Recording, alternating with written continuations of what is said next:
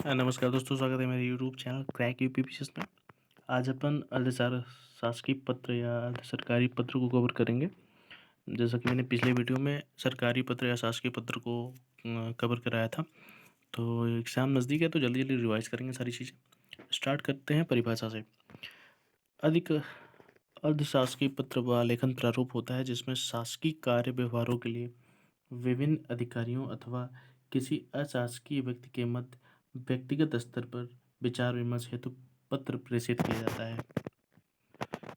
एक चीज़ सरकारी पत्र और सरकारी पत्र में एक चीज़ कॉमन है कि दोनों में सरकारी उद्देश्य ही शामिल होता है। इसमें क्या होता है, सरकारी उद्देश्य से किसी कार्यालय के अधिकारी द्वारा किसी दूसरे कार्यालय के अधिकारी को व्यक्तिगत रूप से पत्र लिखा जाता है, मतलब नाम से संबोधित किया जाता है। जैसा कि आपने सरकारी पत्र अगर आपने पढ़ा होगा, नहीं पढ़ा हो तो आप पिछले वीडियो में जाके देख सकते हैं कि सरकारी पत्र में व्यक्तिगत नाम से पत्र नहीं भेजा जाता था, वो सिर्फ पदनाम के नाम से पत्र भेजा जाता था। इस पत्र का उद्देश्य किसी बात की और विशेष ध्यान दिलाने, आपस में विचार विमर्श करने, सूचनाओं का आदान प्रदान करना भी होता है। ये पत्र इसलिए भी भेजे जाते हैं कि कार्य की शीघ्रता की जल्दी संपादित हो जाती है। और इस पत्र की प्रमुख जो विशेषता होती है वो आत्मीयता होती है, मतलब इसमें एक दूसरे के नाम से पत्र भेजे जाते हैं। आइए देख लेते हैं इसकी विशेषता क्या होती है। इसकी पहली विशेषता है कि इसकी भाषा अनौपचारिक होती है। और सरकारी पत्र में एक चीज़ काम था कि उसकी जो भाषा थी वो अनौपचारिक थी, और इसकी भाषा जो है उसकी भाषा औपचारिक थी, इसकी भाषा अनौपचारिक थी। इस पत्र को श्रेष्ठ अधिकारी मतलब अपने से सीनियर अधिकारियों को नहीं भेजा जाता है, जबकि सरकारी पत्र में मैंने बताया था कि जूनियर से सीनियर और सीनियर से जूनियर यानी दो द्विआयामी उसका संचालन होता था। इसमें सिर्फ एक आयाम होता है, वो भी अपने आप सीनियर अधिकारियों को ये पत्र नहीं भेज सकते, बस अपने व्यक्तिगत स्तर और अपने समकक्ष स्तर के अधिकारियों को भेज सकते हैं। इसका प्रयोग सामान्यतः समकक्ष अधिकारियों के बीच ही होता है। इस पत्र को, अर्ध सरकारी पत्र को, न अपने जूनियर को आप भेज सकते हैं न ही अपने सीनियर को। इस पत्र को केवल अपने समकक्ष अधिकारियों को ही भेज सकते हैं। यह पत्र एक वचन उत्तम पुरुष के रूप में लिखा जाता है, और जबकि मैंने बताया था सरकारी पत्र जो है अन्य पुरुष के रूप में लिखा जाता है। यह पत्र एक वचन एवं उत्तम पुरुष के रूप में लिखा जाता है। पत्र के प्रारंभ में प्रसिद्धि के लिए प्रिय श्री महोदय का संबोधन होता है। अर्ध सरकारी पत्र के प्रारंभ में प्रसिद्धि के लिए प्रिय श्री महोदय का प्रयोग होता है, जबकि सरकारी पत्र में मात्र महोदय का प्रयोग होता है।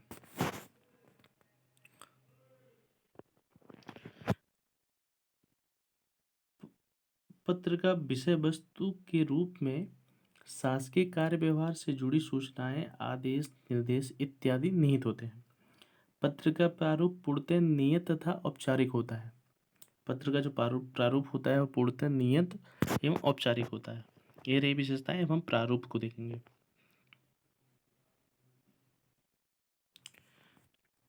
अर्ध सरकारी पत्र का इसको प्रारूप भी कहते हैं, नमूना या ड्राफ्ट। 3 शब्द आते हैं परीक्षा में। ड्राफ्ट भी पूछाएगा तो यही सारी चीज़ें बनाई जाएंगी। नमूना और प्रारूप सारे एक पर्याय हैं एक दूसरे के। तो हम स्टार्ट करेंगे नाम से।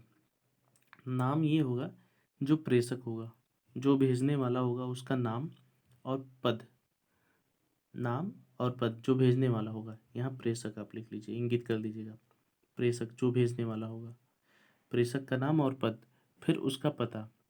यहाँ पे अर्धशासकीय पत्र संख्या, फिर विभाग, किस विभाग से जा रहा है, अनुभाग, किस दिनांक को भेजा गया और स्थान क्या था। ठीक है। फिर हम दिनांक की समानांतर सुरंग करेंगे, नाम जिस अधिकारी ने भेजा है, प्रेषक का नाम। इसके जस्ट सामने से हम स्टार्ट करेंगे नाम, फिर उसके तुरंत कामा लगाएंगे, कामा लगाने के बाद पद, पद के बाद फुल स्टॉप। फिर हम बीच में शुरू करेंगे विषय, इसी के बीच हम विषय लेंगे, विषय स्टार्ट करेंगे और जहाँ ख़त्म होता है वहाँ पे हम फुल स्टॉप लगाएंगे। फिर इन्हीं के समानांतर नाम पद जो लिखा है, इन्हीं के समानांतर हम प्रिय श्री महोदय, प्रिय श्री महोदय, आप महोदय भी नहीं लिखेंगे तो काम चल जाएगा, प्रिय श्री आपको लिखना अनिवार्य है। प्रिय श्री महोदय, नाम पद के जस्ट समानांतर एकदम रहना चाहिए, एक ही क्रम, एक ही शीट में। उसके बाद उपर्युक्त विषय के संदर्भ में आपसे अपेक्षा है कि, इतना लिखने के बाद आप डैश करके फुल स्टॉप और लास्ट में ससम्मान लिख सकते हैं। ठीक है, ये रहा प्रारूप। अब निचला वाला पार्ट हम देख लेते हैं। इतना लिखने के पश्चात, इतना प्रारूप बनाने के पश्चात तत्पश्चात हम भौनिष्ठ का प्रयोग करते हैं। सरकारी पत्र में आपने पढ़ा होगा कि वहाँ पे भौतिकी का प्रयोग होता है। यहाँ पे भौनिष्ठ, क्योंकि ये व्यक्तिगत रूप से पत्र लिखा जाता है, तो यहाँ पे भौनिष्ठ का प्रयोग होता है। तत्पश्चात हस्ताक्षर किया जाता है जिस अधिकारी ने पत्र भेजा है और उसका कोष्ठक में नाम।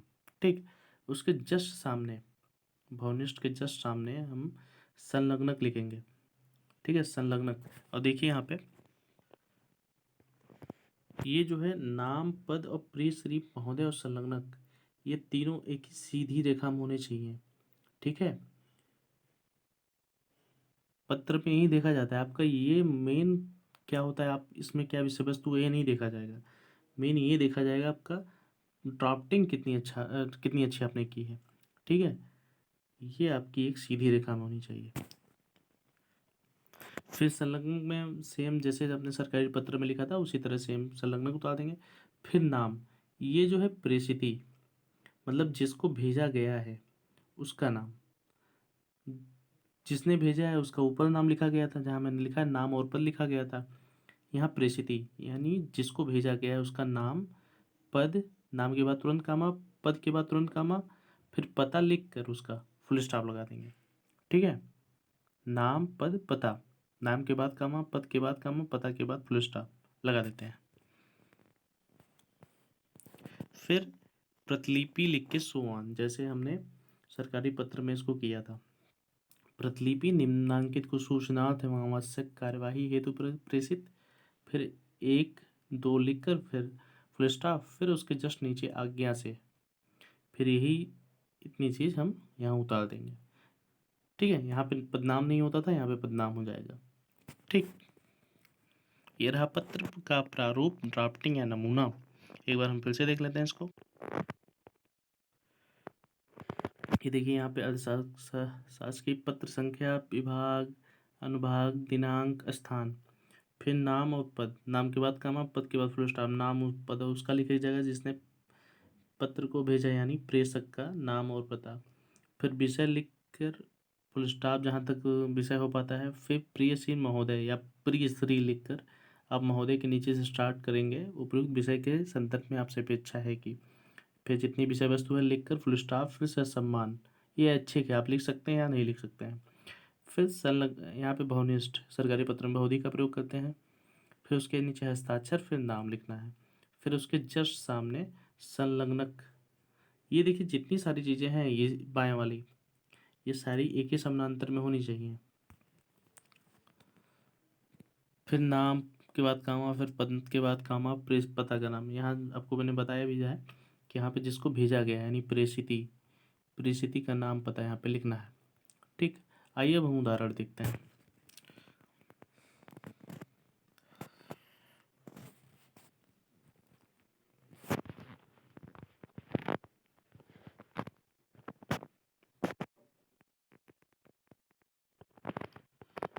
अर्धशासकीय पत्र का उदाहरण देखिए, यहाँ पे अर्धशासकीय पत्र संख्या 12 का है, 2 है, जितना आप अपने मन से लिख सकते हैं, कोई भी पत्र संख्या बना के लिख सकते हैं। फिर यहाँ पे विभाग कौन सा, संघ लोक सेवा आयोग दिल्ली, इसका एड्रेस हो गया। फिर दिनांक, जिस दिनांक को पत्र लिखा गया है और जहाँ से लिखा गया है जिस स्थान पर, दिनांक कितना, इलाहाबाद। फिर प्रेषक का नाम, बस है, और पदनाम, परीक्षा नियंत्रक के बाद कामा। देखिए नाम के बाद तुरंत कामा लगा है, परीक्षा नियंत्रक के बाद फुल स्टॉप, नाम और पदनाम, ये प्रेषक का नाम हो गया। और बस है परीक्षा नियंत्रक।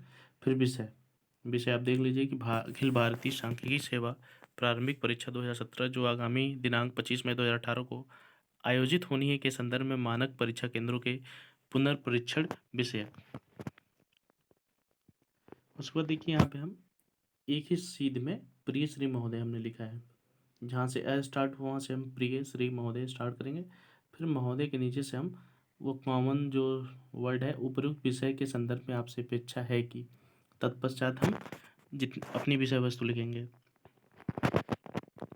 आप लोग इसे स्क्रीनशॉट कर लीजिएगा, इसमें कोई पढ़ने की आवश्यकता नहीं है। आप जिस तरह है सेम फॉर्मेट में आपको लिखना है। आप कोई भी विषय वस्तु चयन कर सकते हैं, थोड़ा-सा बड़ा हो गया, आप कोई छोटा-सा विषय वस्तु लेकर आप इसमें समाहित कर सकते हैं। मैं इसको पूरा कर दे रहा हूँ, आप यहाँ पे पूरा स्क्रीनशॉट ले लीजिएगा। फिर देखिए यहाँ पे तुरंत हमने संलग्न भवनिष्ठ का प्रयोग किया है। भवनिष्ठ का इसके जस्ट नीचे, ठीक है, भवनिष्ठ फिर हस्ताक्षर अबस, मतलब अबस का हस्ताक्षर जिसने भेजा है। फिर संलग्नक हमने लगाया, 1 2 संलग्नक हमने लगाया था इस पत्र के साथ। इस पत्र के जस्ट नीचे यानी संलग्नक के नीचे जस्ट प्रेषिती का नाम या जो जिसको भेजा गया था उसका नाम और पता लिखना है। ठीक है, देखिए यहाँ पे श्री क ख ग फिर कामा, फिर पद का नाम कामा, फिर पूरा पता, महात्मा गांधी मार्ग, जनपद गाजियाबाद, पिन 22 21 22 06। आप कोई भी पता, कोई भी स्वर व्यंजन का प्रयोग करके नाम लिख सकते हैं। कोई पता हो, पता गलत सही होने से कोई मतलब नहीं है, कोई निहितार्थ इसका नहीं है। ठीक है, इसके बाद आपका अधिशासकीय पत्र खत्म होता है। अगली वीडियो में हम परिपत्र कंप्लीट करेंगे। तो अगर वीडियो पसंद आए प्लीज़ वीडियो को लाइक करें। जो भी पूछना हो इस पत्र से संबंधित कमेंट सेक्शन में जाके पूछ सकते हैं, और चैनल को सब्सक्राइब कर लीजिएगा और वीडियो को शेयर भी कीजिएगा, जिससे आपके भी दूसरे मित्र इससे लाभान्वित हो। बहुत बहुत धन्यवाद वीडियो देखने के लिए।